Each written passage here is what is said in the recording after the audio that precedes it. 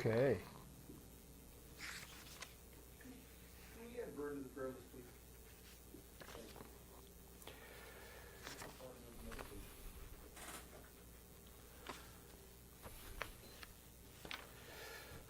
So today we're going to talk about this inside job.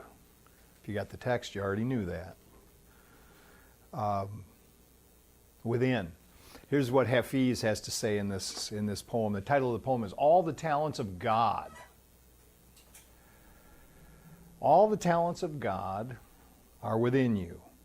How could this be otherwise when your soul derived from his genes? I love that expression. All the talents of God are within you. Sometimes Hafiz cannot help but to applaud certain words that rise from my depths, like the scent of a lover's body. Hold this book close to your heart, for it contains wonderful secrets. So on the inside, this was the meditation. It's all there on the inside. What's on the outside, we need to remember, this is like really important. What's on the outside, if it looks unpleasant, it's a reflection of the turmoil that's going on the inside. But the answer to all that turmoil is also on the inside. It's not going to be found on the outside. We're not going to find a solution actually out there in the midst of this projection. And so to start with this idea, first of all, the safety of it, the safety of the idea that we live and move and have our being in God. The safety of this idea that really, despite the deception that we've been playing on ourselves, that God is all there is, and we live in the midst of that allness. And that actually, it's all on the inside, and that everything on the outside is just us projecting our inner condition out there.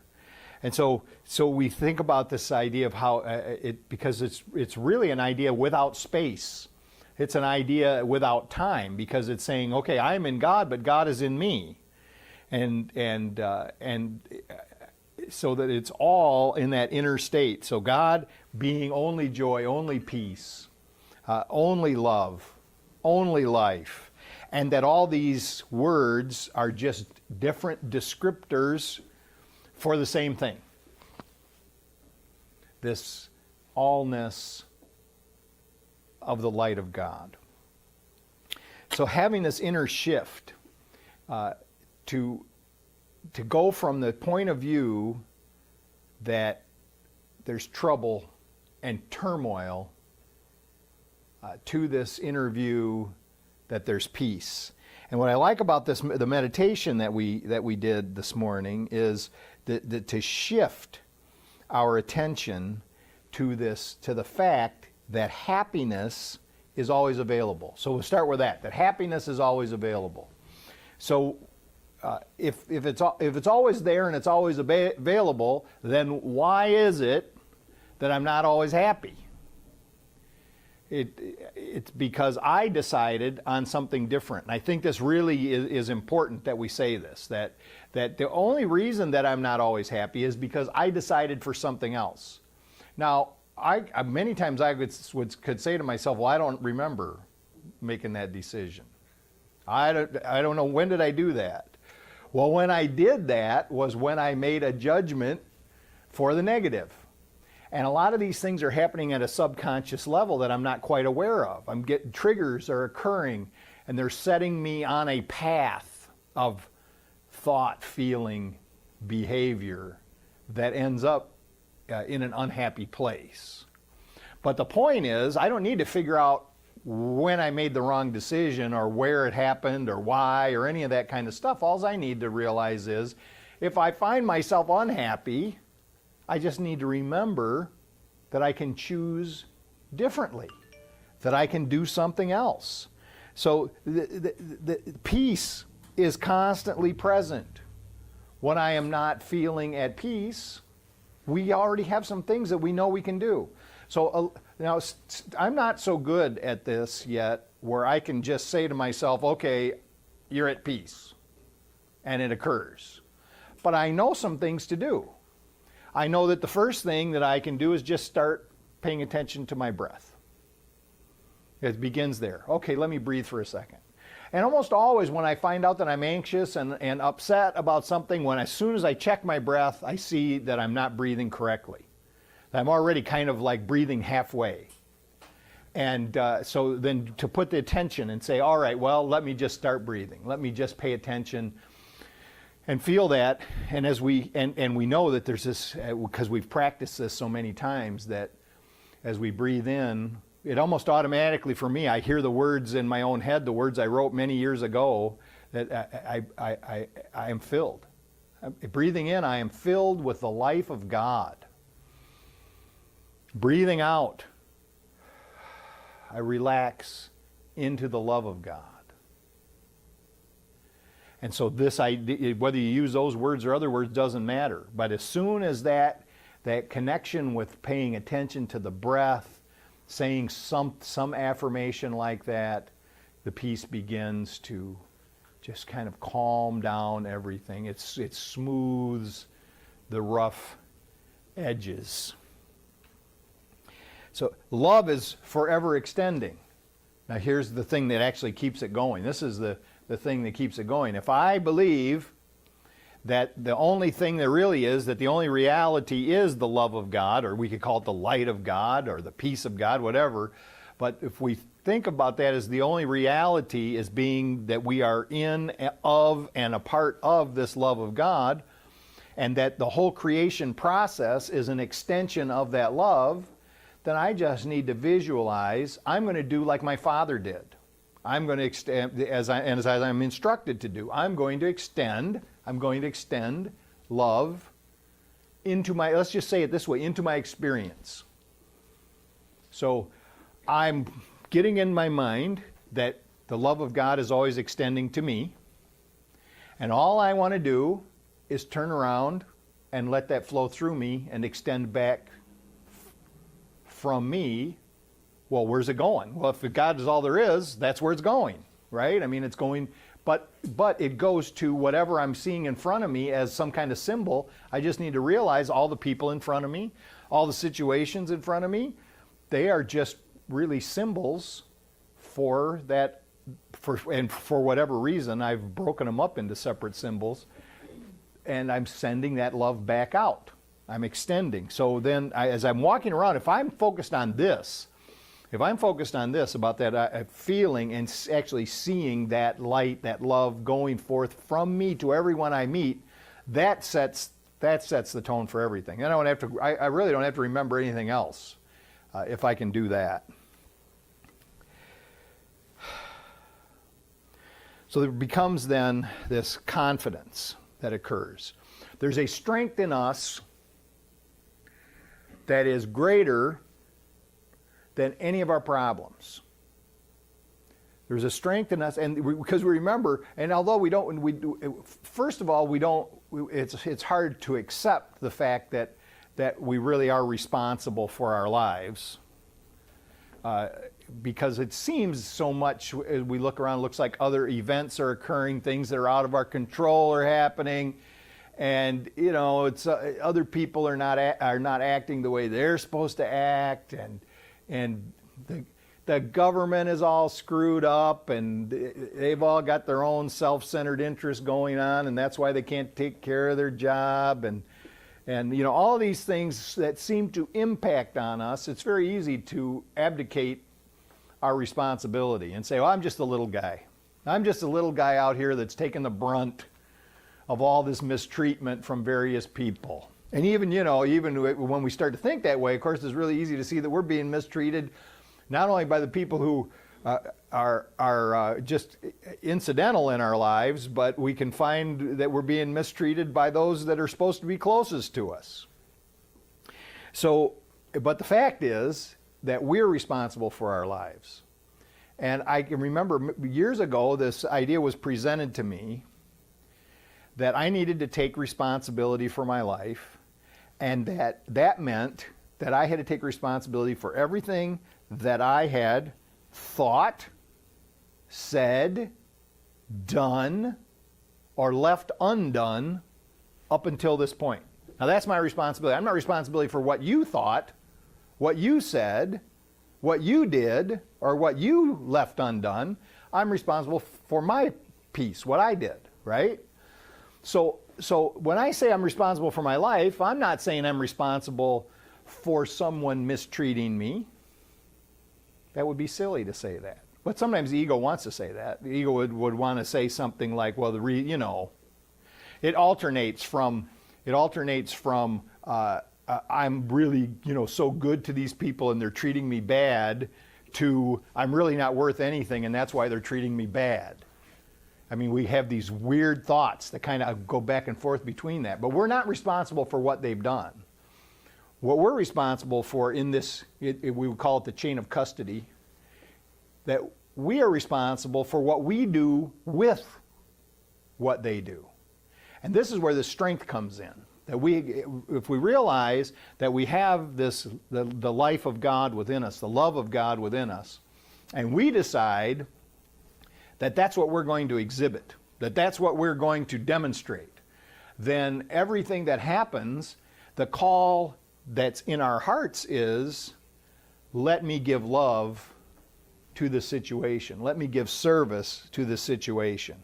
So we have this strength in us the strength in us is greater than the power of our personality.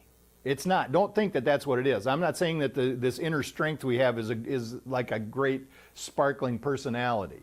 I'm not saying that this strength that's in us is anything to do with our ego, because this power that is within us is greater than that power. It is the larger self in us rather than the smaller self, and it is an untapped well of good fortune. It is that which creation has invested in us. It's the ability to do whatever is called for in our life. And now this is kind of really the important point, is this inner strength, and put this inner strength to bring it to bear when these unfortunate things seem to occur.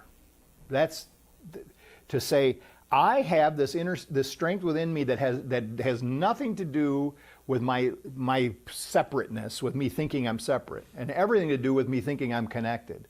But I have the strength in me to do whatever is called for, meaning whatever another person does, whatever situation seems to be unfolding, that the strength is in me to do what is necessary. It becomes then this quiet confidence. It's not some overpowering, overbearing kind of fight attitude. It's a quiet confidence that to know that Spirit is continually renewing this ability within us to do whatever is called for. What it allows is, because I don't have to be blustery, I don't have to be boastful, I don't have to hope that you notice that I'm doing so good. I can just relax. I can just relax and know that whatever is called for is going to come forth from me. And so this is what. No, I'm not going to go down that road. I just thought of something that was going to be inappropriate, I think. So the power of creation is at work in us. That power is calling more and more of our good into our life experience when we're focused on it. And this confidence will move us forward every day. And part of what goes along with this confidence is this expectation. I used to get really upset when people didn't do what I thought they were supposed to do. I mean, I had all kinds of good reasons why I thought they were supposed to do it. I mean, it's the convention, it's the right thing, it's just this is how they're supposed, or it was just that, it would be convenient for me if they actually did these things that I wanted them to do. And I have put these expectations on people. And this is the nature of what we call special relationships. Is we develop relationships, alliances, if you will, with other people who we believe are separate from us, when we want them to watch our back, and we We draw them into our circle and we have expectations. They're going to act this way, and then we're going to act this way. And of course, the hope of the ego is that we're going to be able to get more from them than we're going to have to extend actually ourselves. But we put them in their little roles, and we expect them to do that. And it's easy to do because as a society, we've created these roles. We've created roles of this is how, when you're married, this is your spousal kind of expectations. And when you have children, this is how kids are supposed to act, and this is how parents are supposed to act. And what I want to do is release all those expectations, because here's what when you have a friend, your friend is supposed to, be this way and that way, and they're supposed to support you and do these things. And that's all well and good. Many of these things that we would kind of look for in our relationships, nothing wrong with them, except when it becomes this expectation that if I don't get it, then there has to be some kind of retribution, even if it's only in my own mind. So what I found was when I was able to release these expectations and just let people be, then they began to surprise me. Good things when I release my expectations, all of a sudden, for some odd reason, they start acting better. So, but I do want to be expectant as far as how my life is going to be and how the day is going to unfold. I want to expect, when I go out into the world every day, I want to expect nothing but good. And if something other than good shows up, what I want to do is in my mind, because that's what we're saying, is everything's on the inside anyway, I want to change the way I'm seeing it. I want to look for the opportunity for good. I don't want to be anxious or concerned about how some particular project is going to turn out. I want to understand that any time that I get into this mindset of worry, that's actually a negative prayer. I'm actually visualizing the outcome I don't want. And as it occupies my mind, and I'm not exactly sure. I know that this has an impact on what really happens. I'm not exactly sure to what extent, but I don't want to give any energy to the outcome that I don't want. I don't want to extend it. And we also know that being worried about something actually never solved it. So I expect to overcome. My expectation is that through this strength that's in me, I'm going to overcome whatever challenge occurs in the day. And the other thing I need to understand about where this quiet confidence and this strength within is that it's not a strength of myself alone. It is the strength of joining with the rest of creation. So I'm not seeing myself as some valiant warrior struggling against the world and being, victorious. I'm seeing myself as joining with the world, joining with life, and together being victorious. So in any day, of course, there's bound to be challenges and difficulties, but what I want to see is that we can meet and exceed all expectations. That no matter what may occur, no matter what negative thing may appear to occur, that there's an opportunity for good. And so what I want to think of is that it's just the universe presenting me with a situation that will allow prosperity if I just go in the proper direction. So, and all this is wrapped up in this idea that we've been talking about here for years, is this the sequence of events that happen in our minds, and how kind of our thinking turns into behavior. So the first thing that I need to do in this inner journey is to take responsibility for my actions. I need to realize that I am responsible for what I have done. There may have been times in my life when I've said or done things that were hurtful. hurtful to myself, hurtful to others. And these events can keep me from actually living fully today because they're running around in my mind. And so I need to see that I need to look at it and see in the light of wisdom and realize that I don't have to hide from these things, that I am strong enough to take responsibility for them. I don't have to try to avoid the thought. I don't have to try to bury it. I don't want to think about that anymore. Let me think about something else. I want to be able to see these things for what they were, which is errors. They are errors. And what do we say? They're not indelible stains upon my soul. They are mistakes, and they can be corrected. Now, some of them can't be corrected maybe in the way that I would like them to be able to be corrected. I mean, I have to go with what Spirit guides me to. And if I break something that can't be put back together, it's broken. But what I can do is I can heal all of the things around that situation. I can take responsibility. I can be, if it's somebody else's, I can pay for it. I can do whatever I can do, and then move forward into healing with it. I don't have to blame someone else. That's the thing about it. See, so many times when I did something that I was ashamed of, then I'd have to try to figure out how come it wasn't my fault and it was somebody else's fault. I could say, well, I wouldn't have done that if they wouldn't have done this, or if I wasn't I was kind of forced to do that. It was times were tough, and I was just kind of forced by circumstances to do that thing. Just stop it. Just